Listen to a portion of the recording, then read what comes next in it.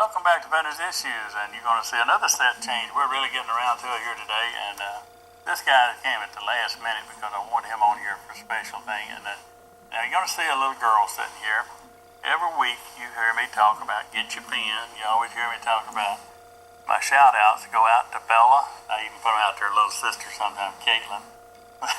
But this is the little girl. She's got a story in herself, and it has nothing to do with brain injury, what we're here for today, but she just came up here to see the production, and I grabbed her from her mom and put her up here to see as a model. I got some background, these old ugly guys up here. We got us a pretty young lady here that's going to make the set look a lot pretty. My guest is Charlie Priest, and Charlie is Executive Director of the Alabama Head Injury Foundation. Did I get that right? That's correct, Ken. Congratulations. I don't have any notes or anything, man. I feel good about myself. You do well, Adley. Yeah. Charlie, I lost my earpiece because I won't be able to hear nobody saying anything. Now I got it back. Well, I did have it. But anyhow, you're the, when I talked to you the other day, I was telling you about the experience I had with a young man that I hired as a brain injury person. And he was giving up. They just said there's no hope for him. Now, I talked to his mom to see if I could talk about him on here, and she talked to him. He said absolutely, his words were, if it helps somebody, fine. But I got to tell you, this is a 25-year-old man that was basically a vegetable. And when I hired him, he couldn't walk through a door hardly without going sideways. Now he is married, got his own home, car, very successful, and just took a lot of work. But I'm sure he had a lot of support. People Well, like he did. you His and mom. family. His mom. And she quit her job as a nurse, and if they can hear me in the thing, I have no hearing in there now, so I don't hear anybody in the control room. So they're gonna have to tell me how much time we got. I'm gonna be winging it with this one. But anyhow, she was telling me some of the things that he had advanced, and when I put him in the workforce there at the depot, we didn't treat him any different. We treated him just like a regular employee. And he's won awards and everything for it. And I mean, you've seen a lot of cases like that, have you not? That's one of the success stories. And I wish we'd see more of those. As Pat was alluding to in the last segment, brain injury is known as the silent epidemic. Silent because all too people are unfamiliar with it, but epidemic because it's enormous in its incidence and prevalence rate. The number one killer and disabler of youth in the country.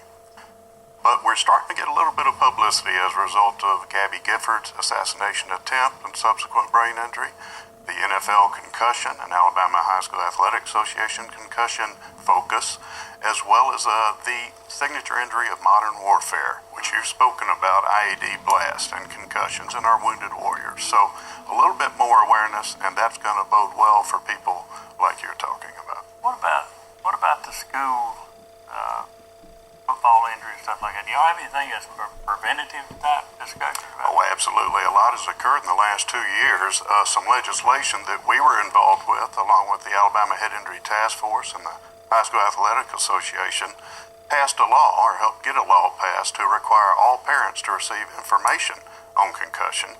All student athletes receive information, and all coaches have to undergo training on concussion. So we're starting to see some success as far as recognition and hopefully prevention, and then proper treatment of concussions. If we could get Wanda, could you come over here, please? Yes, you have to. She's saying no. Y'all make her come on over here. We're live here, girl. Come on. This young fellow I had on here earlier, Hunter. Somebody had to take over, like the boy I was telling you about. Somebody had to take over and just come right in here between them, and take over and take on the task of raising that young man. And this lady is his grandmother, but that's his mother now, and she lost a son, and but she gained a miracle. And Wanda, would you like to? I would. The mission of the Head Injury Foundation, Ken, is to improve the quality of life not only for people who survive brain injury, but for their family members as well, because the families become the advocates.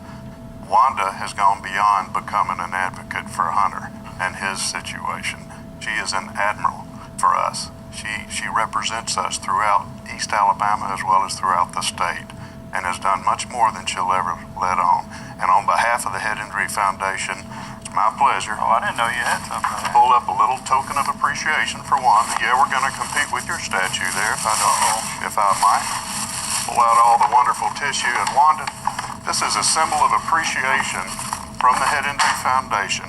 It's an old, ancient, pre-Columbian Mayan symbol recognizing Circle of Friends, because it takes all families working together to improve the quality of life of people with brain injury. And you epitomize that as much as any grandma, parent, or family that we've ever recognized. So thank you. Not going to ask her to say anything because she says it with her look. And one of that's the key to is the teachers, the preachers, the family, the unit, everybody together. It takes a lot of. They tell you it takes a village, but when you got one like Hunter, it takes more than a village, and everybody has to understand it. More people understand about TBI.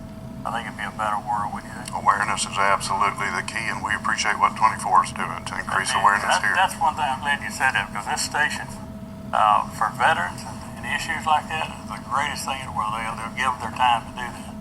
Now, I don't know where we stand or anything, but I'm going to take give the control room up there an alert, because I'm going to go to a break here, and I'm going to come back with some other thing and news you can use if I got any time left. I appreciate you being on the show today. Thank you so much. Look forward to in the future. You stay right there, Miss Model. We'll be right back. Thank you, Wanda. Thank you. Be right back.